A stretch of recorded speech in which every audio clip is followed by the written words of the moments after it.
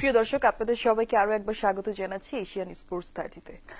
আপনার কাছে একটি প্রশ্ন রেখে গিয়েছিলাম যে আপনাদের ক্লাবে ফুটবল নিয়ে কোনো কিছু হচ্ছে কিনা, ফুটবল নিয়ে কোনো প্ল্যানিং আছে কিনা, বা আপনি নিজেও আসলে ফুটবল প্লেয়ার ছিলেন, সেই ক্ষেত্রে এই ক্লাবে আসলে কেমন মানে কতটুকু কার্যক্রম হচ্ছে আসলে।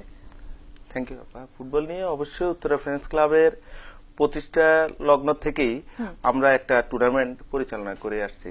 উত্তরা ফ্রেন্ডস ক্লাবে বাৎসরিক একটা ফুটবল টুর্নামেন্ট।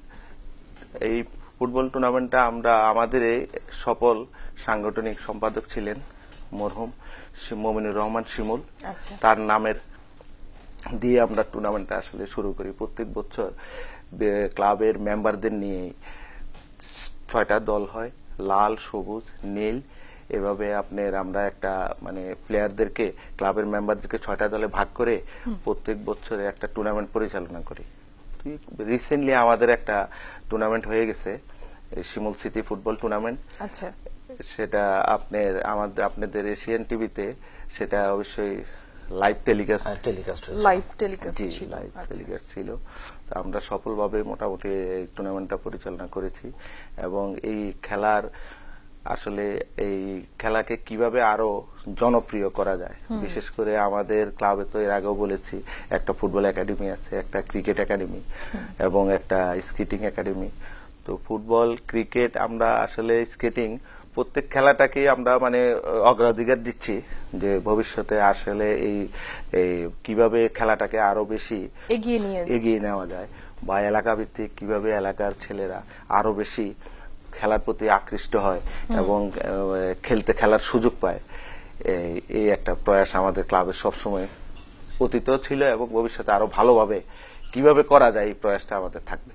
আচ্ছা, থ্যাংক ইউ সো মাচ। আমরা আসলে ওইরকমই চাই যে আসলে সবখান থেকে এখন যেভাবে আসলে এগোচ্ছে, আসলে এটা একটা গুড সাইন যে ফুটবল একাডেমিটাই হচ্ছে দরকার ফুটবলের উত্তরণের জন্য। এটা যদি ব্যক্তি পর্যায়ে হোক আর কিংবা ক্লাব পর্যায়ে হোক, একাডেমি গুলো যতদিন পর্যন্ত না দাঁড়াবে ততদিন পর্যন্ত ভালো ফুটবলার আপনি কখনোই পাবেন না। আপনি একটা জিনিস দেখেন, আমাদের যে এজ ভিত্তিক ফুটবল গুলো হয়, যেগুলো বাফুফে দ্বারা পরিচালিত হয়, তারপরে এই খেলোয়াড়গুলো উঠে আসছে, বঙ্গমাতা বঙ্গবন্ধু গোল্ড কাপ থেকে উঠে আসছে, কিন্তু এরপরে কিন্তু আর নার্সিং করা হয় না, এরা হারিয়ে যায়। সো ইনি যেমন এনাদের একটা ফুটবল একাডেমি আছে, এইরকম যদি একাডেমি গুলো থাকে এবং নিজেদের ফুটবলার তৈরি করার একটা ক্ষেত্র থাকে, তাহলে কিন্তু ফুটবলার উঠে আসবে। আমাদের নামি দামি ক্লাবগুলোর কিন্তু ফুটবল একাডেমি নেই। তারা এই যে বয়সভিত্তিক ফুটবল থেকে উঠে আসছে সেগুলোকে ধরে নিয়ে তাদের দল বানায় এবং জাতীয় লিগগুলোতে খেলে থাকে। না, এটা করলে কিন্তু অবশ্যই মানে আমাদের যেরকম ফুটবলের যে সিচুয়েশন এখন যাচ্ছে, সেখানে আসলে প্রত্যেকটা ক্লাব, যতগুলো ক্লাব আছে সব ক্লাবেই আসলে একটা করে ফুটবল একাডেমি থাকা উচিত এবং সেটাকে নার্সিং করতে হবে আসলে। তখনই কিন্তু আপনার অনেক বেশি প্লেয়ার বের হয়ে যাবে এবং তারা কিন্তু ফুটবলটা দিকে আসলে ঝুঁকবে, যেটা আমরা আসলে ফিল করি। একটু আপনার কাছে জানতে চাই যে বিপিএলটা শুরু হচ্ছে, সো বিপিএল এ এইবার যেই দলগুলো হয়েছে আপনার কাছে কেমন মনে হচ্ছে, যে কেমন মানে ভালো লাগার জায়গা জানতে চাই, এবং দলগুলো কেমন হয়েছে, কেমন লাগছে আসলে? হ্যাঁ, এবার বিপিএল এর যে 6টা দল হয়েছে আসলে খুবই চমৎকার। আপনি জানেন 6 দলের জন্য 6 জন বাংলাদেশি আইকন ক্রিকেটারকে ভাগ করে দেওয়া হয়েছে যারা অধিনায়কত্ব করবেন, এবং এর বাইরেও শহীদ আফ্রিদির মতো খেলোয়াড় আসছেন, সাঙ্গাকারা আসছেন, তিলকরত্নে দিলশান, এর বাইরেও অনেক ক্রিকেটারই আসছেন, পেসার, তারপরে স্পিনার এবং অলরাউন্ডার মিলে সব মিলে আমি মনে করি যে এবার জমজমাট একটা আসর হবে। এর আগে যে দুটো আসর হয়েছিল তার চেয়েও আমার মনে হয় যে এবারের আসরে লাইটটা বেশি থাকবে, স্পটলাইটটা বেশি থাকবে, একটাই মাত্র কারণ যে মাঝখানে একটা গ্যাপ ছিল বিপিএল এর।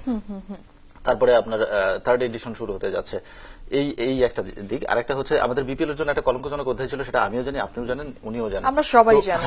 এবার কিছু ওই রুলসও দেওয়া হয়েছে এবং বিশেষ নজরদারিও রয়েছে এবার বিপিএল এর উপর, যাতে ওই ধরনের ঘটনার কোনো পুনরাবৃত্তি না হয়।